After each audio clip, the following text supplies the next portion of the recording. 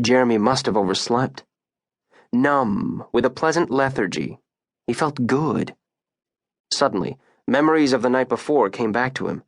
His struggle to breathe and move, the old man's sudden appearance, his words and his tears. Jeremy could feel the burning sensation on his hand. Then he heard what sounded like a quiet whimper.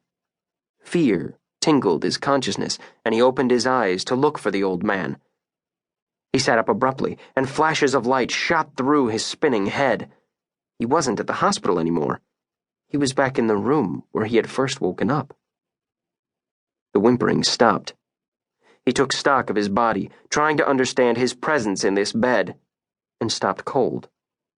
On his left ring finger, a gold wedding band glinted in the morning sunlight. What is this? Where's Victoria? He called out to her weakly. The whimpers started up again. Jeremy called out again, this time with more force. For a brief moment, perfect silence fell. Then, a piercing scream rang out right next to him, startling Jeremy. Inside a wicker basket a few inches to his right, a baby stretched his little body in an effort to expel the angry howls. Crimson, he screamed until he was out of breath, gasped, hiccuped, and started all over again. Dumbfounded, Jeremy felt like he was actor and audience for the same scene. Where did that baby come from? A ringing telephone finally broke the repetitive rhythm of the baby's cries. Jeremy tried to locate the phone by focusing intently during the few seconds the baby paused to catch his breath. The telephone had already rung 4 or 5 times by the time he found it. Jeremy? It was Victoria. Good God, what happened? Why is he crying? It's too soon. I don't know, Jeremy fumbled. Where are you? What? Where are you? He almost had to shout to be heard, which only made the baby scream louder. Don't yell like that. You'll scare him, Victoria warned.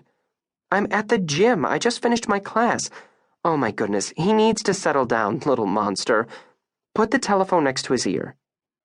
Jeremy obeyed without comprehending fully.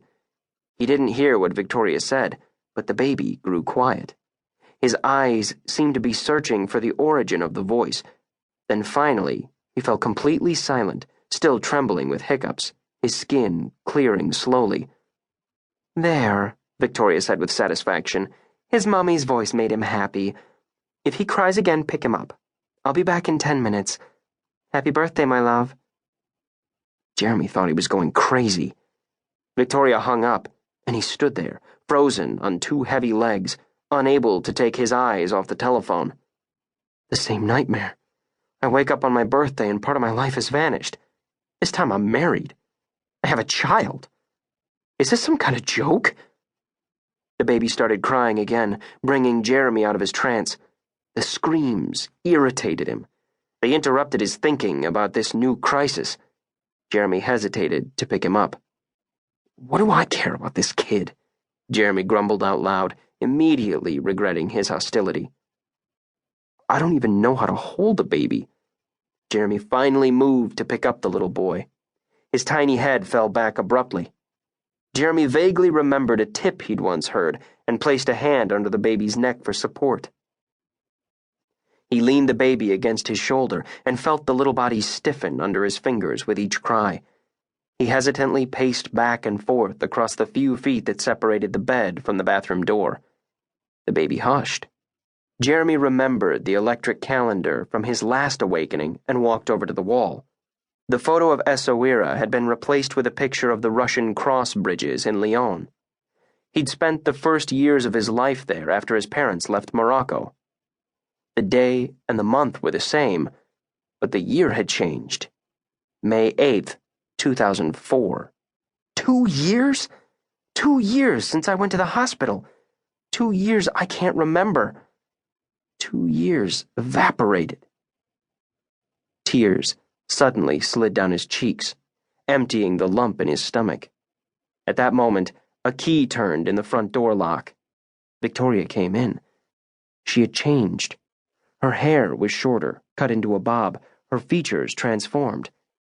Jeremy thought she'd blossomed, rounder than before, more feminine.